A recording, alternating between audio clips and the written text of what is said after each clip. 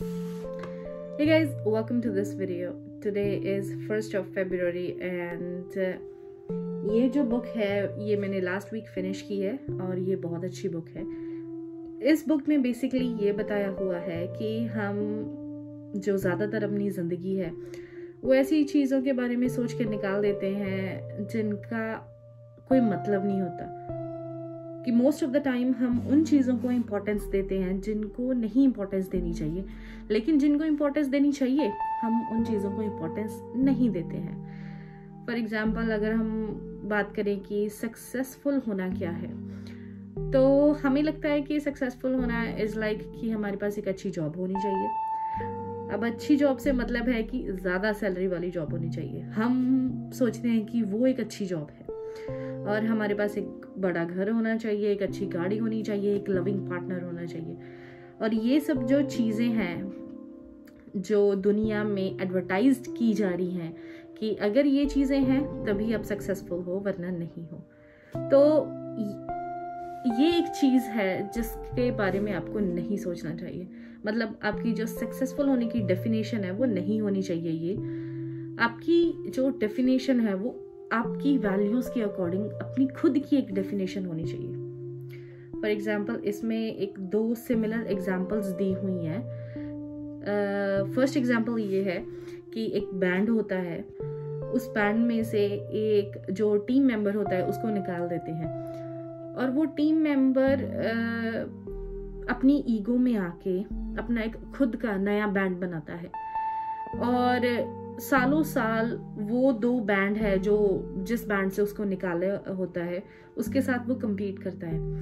वो अपनी लाइफ में बहुत सारे पैसे कमाता है, उसका बैंड बहुत फेमस होता है, बहुत पॉपुलर होता है और अपनी जब वो बूढ़ा हो जाता है म्यूजिक इंडस्ट्री का बहुत बड़ा नाम माना जाता है उसको। और जो जिस बैंड के साथ वो compete करता है वो भी बहुत बड़ा बैंड बनता है, कि मतलब ये दो बैंड जो हैं वो ऐसे बनते हैं कि ये म्यूजिक इंडस्ट्री को चेंज कर देते हैं। पर वो जो निकाल दिया होता है सिंगर जिसने अपना नया बैंड बनाया होता है, जब वो बूढ़ा हो जाता है उससे इंटरव्यूज किए जाते हैं तो वो ये बोलता है कि मैं खुश नहीं हूँ। हालांकि उसके पास बेहद पैसा होता है और वो बहुत बड़ा एक सिंगर बन चुका होता है, बट स्टिल वो ये बोलता है कि मैं खुश नहीं हूँ। क्यों खुश नहीं हूँ? क्योंकि जिस बैंड से उसको निकाल देते हैं, जिस बैंड के अगेंस्ट वो ये एक रेवोल्यूशन क्रिएट करता है कि मैं उनको हराऊंगा, वो पूरी लाइफ उनको हरा नहीं पाता और वो एंड पे भी यही बोलता है कि मैं खुश नहीं हूँ अपनी लाइफ से, क्योंकि क्योंकि वो उनको हरा नहीं पाता, एक जो उनका राइवल बैंड होता है। अब दूसरा एग्जांपल ये है कि एक और ऐसी ही एक सिचुएशन होती है, ये कहीं और की बात है बट ये दोनों स्टोरीज रियल हैं। अब ये किसी और जगह की बात है कि वहाँ पे भी एक बैंड होता है, उस बैंड में एक जो टीम मेंबर होता है वो बहुत ही गुड लुकिंग होता है और पॉपुलर होता है और ये कुछ रीजंस होते हैं जिस वजह से उसको बैंड से निकाल देते हैं। अब जब वो बैंड से निकाला जाता है उसकी जो पॉपुलैरिटी होती है वो बैंड के मुकाबले बहुत ज्यादा होती है, लेकिन स्टिल वो अपना एक राइवलरी बैंड नहीं बनाता।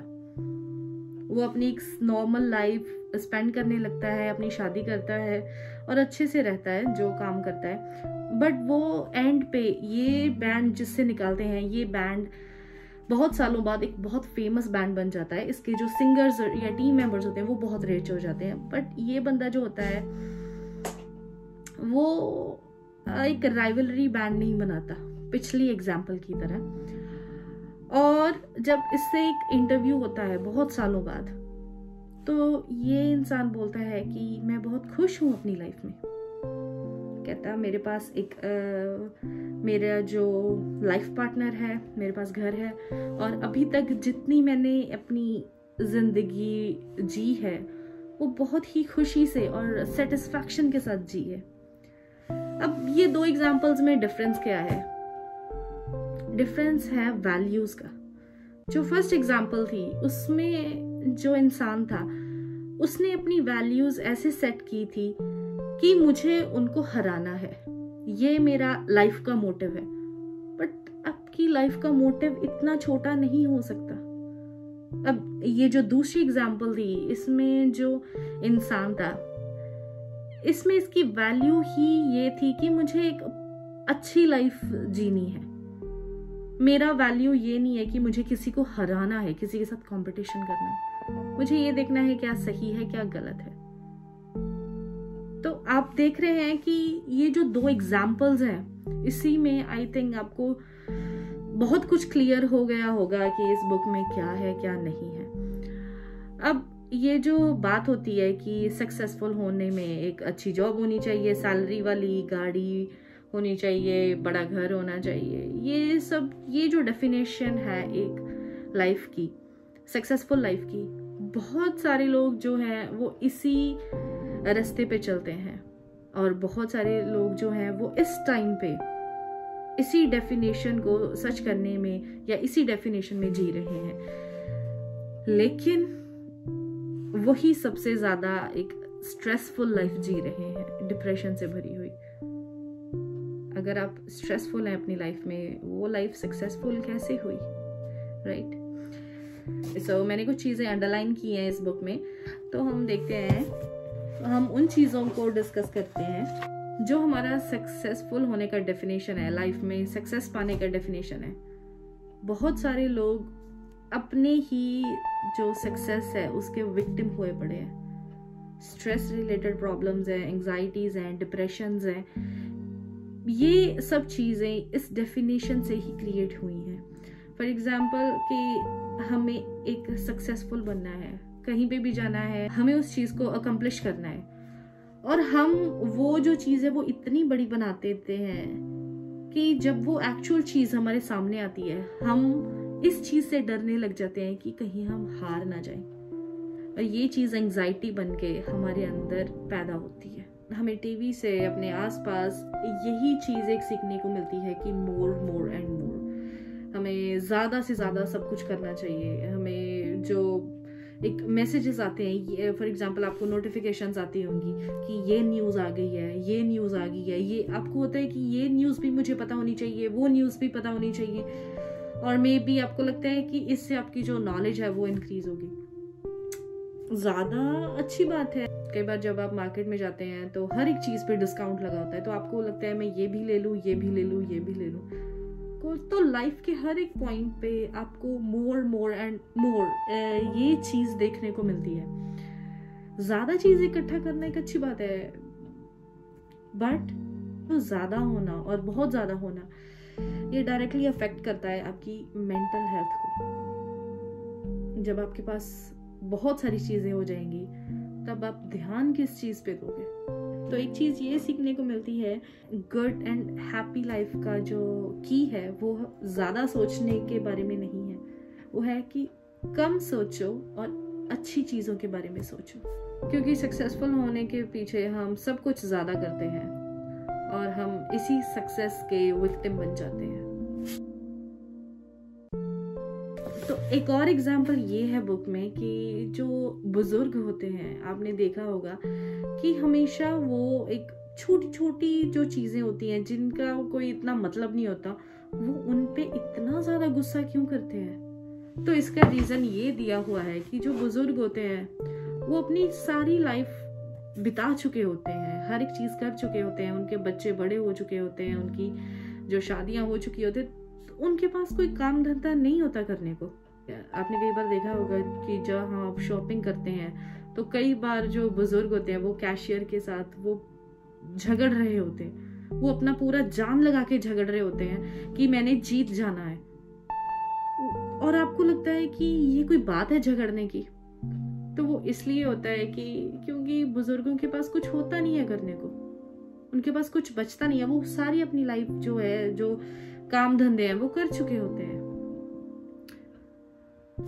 तो वो उस चीज को इम्पोर्टेंस दे रहे होते हैं जो आपको लगता है कि ये तो कोई बात नहीं है करने की। पर अपनी लाइफ में भी आप कहीं ना कहीं एक ऐसी चीजों को इम्पोर्टेंस देते हैं जिनको देने की ज़रूरत नहीं है बट स्टिल आप देते हैं। आप अपने फ्रेंड्स की जो फेसबुक प्रोफाइल्स हैं या इंस्टाग्राम प्रोफाइल्स हैं, ये ऑल द टाइम देखते रहते हैं कि किसने क्या पोस्ट किया, कौन कहाँ है, या आपकी जो रिमोट की बैटरी है वो इतनी जल्दी कैसे ख़त्म हो जाती है, लास्ट टाइम मार्केट में इस चीज़ पे डिस्काउंट था, इस बार क्यों नहीं है। तो इन चीज़ों का कोई मतलब नहीं है। मेरे फ्रेंड की इंस्टाग्राम प्रोफाइल चेक करना ये रियल काम है, दुनिया का ये रियल काम है। तो ऐसी चीज़ें हैं जिनके बारे में आप ज़्यादा ध्यान देते हैं और अपनी जो मेंटल एनर्जी है इसको वेस्ट करते हैं। तो मैच्योरिटी का मतलब इस बुक के अकॉर्डिंग ये है कि आपको अच्छे से पता है कि किन चीज़ों पे ध्यान देना है और कौन सी चीज़ें हैं जो ध्यान देने के वर्थ हैं, जिन पे हम काम करें। So guys, इस बुक में रिलेशनशिप्स पे बहुत अच्छी बात की हुई है। 2 टाइप के रिलेशनशिप्स होते हैं, एक होते हैं हेल्दी रिलेशनशिप और एक होते हैं अनहेल्दी रिलेशनशिप। जो अनहेल्दी रिलेशनशिप्स होते हैं उसमें जो 2 इंसान होते हैं वो अपनी प्रॉब्लम्स से छुटकारा अपने पार्टनर के थ्रू पाते हैं। लेकिन जो हेल्दी रिलेशनशिप्स होते हैं उसमें वो एक दूसरे की प्रॉब्लम्स को एक्नॉलेज करते हैं और एक दूसरे को सपोर्ट करते हैं प्रॉब्लम को सॉल्व करने के लिए। डिफरेंस क्या होता है हेल्दी और अनहेल्दी रिलेशनशिप में?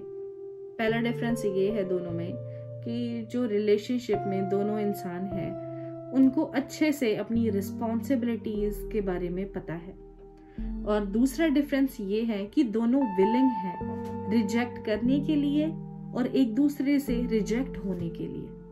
जो अनहेल्दी रिलेशनशिप्स होते हैं उनका जो रिलेशनशिप होता है वो टॉक्सिक होता है। जो अनहेल्दी रिलेशनशिप होता है उनमें दोनों इंसानों की तरफ से एक पुअर सेंस ऑफ रिस्पॉन्सिबिलिटीज होती है, जबकि जो हेल्दी रिलेशनशिप होता है वहां पे एक क्लियर बाउंड्रीज जो हैं वो डिफाइन होती हैं। अब क्लियर बाउंड्रीज से ये मतलब है कि जो दोनों इंसान होते हैं वो अपनी वैल्यूज, अपनी प्रॉब्लम्स की अपने आप रिस्पॉन्सिबिलिटी लेते हैं और अपने पार्टनर पे नहीं डालते, और जो अपने उसके पार्टनर की जो वैल्यूज होती हैं या रिस्पॉन्सिबिलिटीज होती हैं या प्रॉब्लम्स होती हैं उसको सॉल्व करने पे नहीं जाते।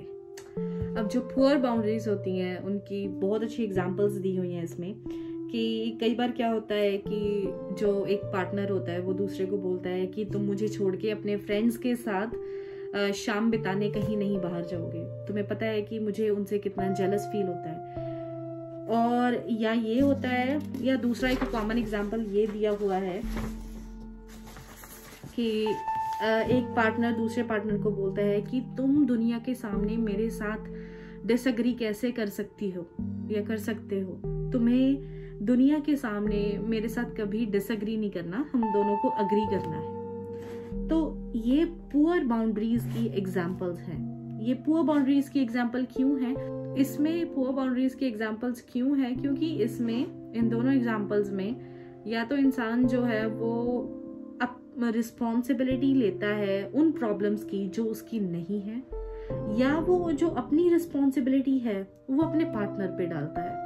फॉर एग्जाम्पल, फर्स्ट एग्जाम्पल में जहाँ एक इंसान बोलता है कि मुझे तुम्हारे फ्रेंड्स से जेलस फील होता है, तो तुम ये मत करो, तुम उनके साथ बाहर मत जाओ। तो जेलस होना उनकी प्रॉब्लम है, बट वो अपने पार्टनर पे डाल रहे हैं कि तुम ऐसा मत करो क्योंकि ये मेरी प्रॉब्लम है। और जो सेकंड चीज है कि तुम दूसरों के सामने मेरे साथ डिसएग्री मत करो, तो वो भी अपनी प्रॉब्लम है, खुद की रिस्पॉन्सिबिलिटी है, लेकिन हम अपने पार्टनर को मजबूर करते हैं कोई चीज करने के लिए जहाँ पे हमारी प्रॉब्लम या हमारी रिस्पॉन्सिबिलिटी होती है। तो ये होता है पुअर बाउंड्रीज के रिलेशनशिप। अक्सर जब रिलेशनशिप में लोग जाते हैं तो वो 2 चीजों में फंसते हैं। पहली चीज ये है कि वो एक्सपेक्ट करते हैं कि उनके पार्टनर उनकी रिस्पॉन्सिबिलिटी लें। फॉर एग्जाम्पल, जब कभी ऐसा होता है कि एक पार्टनर दूसरे को बोलता है कि तुम्हें पता है ना कि आज मैं घर पे हूँ, तो प्लीज तुम अपने सारे प्लान्स कैंसिल करो और मेरे साथ घर पे रहो। तो यहाँ पे वो अपने पार्टनर पे अपनी रिस्पॉन्सिबिलिटी डाल रहे हैं। या दूसरा ट्रैप ये होता है जब वो अपने पार्टनर की ही रिस्पॉन्सिबिलिटी अपने ऊपर ले लेते हैं। फॉर एग्जाम्पल कि एक पार्टनर की अगर जॉब चली गई है तो दूसरा पार्टनर बोलता है कि मे बी उसकी जॉब मेरी वजह से गई है, मुझे ऐसा नहीं करना चाहिए था या वैसा नहीं करना चाहिए था। तो ये दोनों ही चीज़ें जो है वो एक टॉक्सिक रिलेशनशिप की ओर इशारा करती हैं। जब हमारा पार्टनर कोई प्रॉब्लम में होता है तो हमें लगता है कि हमें उसे सेव करना चाहिए। तो कई बार सेव करने के चक्कर में क्या होता है कि उसकी जो प्रॉब्लम है उसको खुद को सॉल्व करनी है, हम उसे सॉल्व नहीं करने देते। हमें लगता है कि ये हमारी रिस्पॉन्सिबिलिटी है। तो ये एक वीक रिलेशनशिप के साइंस हैं। तो इससे कई बार क्या होता है, जो सेवर होता है दोनों पार्टनर में, एक होता है जो एक दूसरे को सेव करता है, जो सेवर होता है वो हमेशा दूसरे को सेव करता है इस फिराक में कि हाँ उसे और ज्यादा अटेंशन और लव मिलेगा दूसरे पार्टनर से। तो यहाँ पे जो इंटेंशन है दूसरे पार्टनर की वो थोड़ी सेल्फिश है। सेवर होता है और एक विक्टिम होता है। जो विक्टिम होता है कई बार वो एक जो विक्टिम होता है कई बार वो एक अफेक्शन और अटेंशन पाने के लिए जो प्रॉब्लम्स हैं जो रियल नहीं होती वो जनरेट कर देता है। तो ये जब सिलसिला चलता रहता है तो एक टाइम ये आ जाता है कि एक पार्टनर होता है उसके अंडर सारे कंट्रोल आ जाते हैं। जो रिलेशनशिप्स होते हैं जिनके स्ट्रॉन्ग बाउंड्रीज होती हैं वो कभी भी आर्ग्यूमेंट्स, फाइट्स या एक दूसरे के साथ गुस्सा होने से वो डरते नहीं हैं। पर जो वीक रिलेशनशिप्स होते हैं और जिनकी वीक बाउंड्रीज होती हैं, जब कोई मुसीबत आती है उनके रिलेशनशिप के ऊपर या कोई फाइट होती है उन दोनों के बीच में, तो वो फ्रस्ट्रेट हो जाते हैं इस चीज़। जो हेल्दी रिलेशनशिप होता है उसकी बाउंड्रीज ये होती हैं कि वो एक दूसरे के जो इमोशंस हैं उसको कंट्रोल नहीं करते, पर प्रॉब्लम्स में सपोर्ट करते हैं। पर वहीं पे वो ये अपनी रिस्पॉन्सिबिलिटी समझते हैं कि जो उनकी इंडिविजुअल प्रॉब्लम्स हैं उनको खुद को सॉल्व करना चाहिए, ना कि एक दूसरे के ऊपर डालना चाहिए। एक ये चीज बताई हुई है बुक में कि आप किसी भी चीज में इम्प्रूवमेंट तभी कर सकते हैं जब आप उस चीज में फेल हुए हो। तो जो इम्प्रूवमेंट है वो आती है बहुत सारे टाइनी फेलियर्स के ऊपर, और जो आपके सक्सेस का मैग्नीट्यूड है वो इस चीज के ऊपर बेस्ड होता है कि आप किसी चीज में कितनी बार फेल हुए हो। अगर आप किसी टास्क में एक बार फेल हुए हो और उसके बाद आपको सक्सेस मिल गया, तो वो सक्सेस का जो मैग्नीट्यूड है वो बहुत छोटा होगा। अगर आप बहुत बार किसी चीज में फेल हुए हो और फिर आपको सक्सेस मिला है, और उस सक्सेस का जो मैग्नीट्यूड है वो बहुत ऊंचा होगा। बहुत छोटी सी बुक है और सिर्फ 200 पेजेस हैं, और इस बुक की जो लैंग्वेज है वो भी बहुत ही सिंपल है कि इजीली अंडरस्टैंड कर लोगे आप। तो मेन जो चीज बताई गई है इस बुक में वो ये है कि आपकी जो वैल्यू है वो क्या है, कि आप किस चीज पे ध्यान दे रहे हो और किस चीज पे आप ध्यान नहीं दे रहे हो। बेसिकली आपको ये देखना है कि जो चीज आप कर रहे हो या जिस चीज के ऊपर आप ध्यान लगा रहे हो उससे आपको मिलेगा क्या। अगर आप 2 घंटों तक सोशल मीडिया स्क्रॉल कर रहे हो उससे क्या होगा, और अगर आप नहीं करोगे तो उससे क्या होगा। Thank you for watching the video. Take care.